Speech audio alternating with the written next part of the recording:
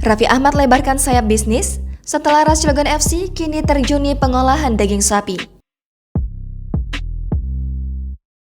Belakangan ini beredar bahwa Raffi Ahmad mulai mencoba peruntungannya di sektor bisnis pengolahan daging sapi. Raffi Ahmad dikabarkan akan terjun di bisnis pengolahan daging sapi di Provinsi Nusa Tenggara Barat atau NTB. Ternyata, kabar tersebut sudah beredar sejak 1 Desember 2021. Hal ini diungkapkan oleh Gubernur NTB Zulkifli Mansyah. Dalam pernyataannya, Zulkifli Mansyah mengatakan ada kesepakatan dengan Raffi Ahmad untuk mengelola rumah potong hewan atau RPH di STP Banyumule di Kabupaten Lombok Barat. Sementara itu, Raffi Ahmad dan Ras Entertainment belum buka suara terkait kabar tersebut.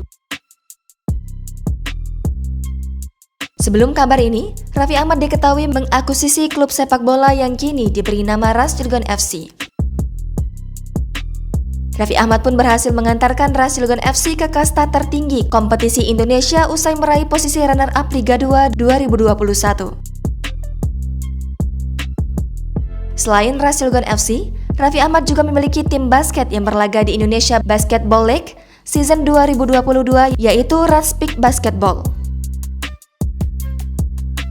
Tak hanya di bidang olahraga, Raffi Ahmad juga memiliki banyak bisnis di berbagai sektor, dari sektor entertainment hingga makanan.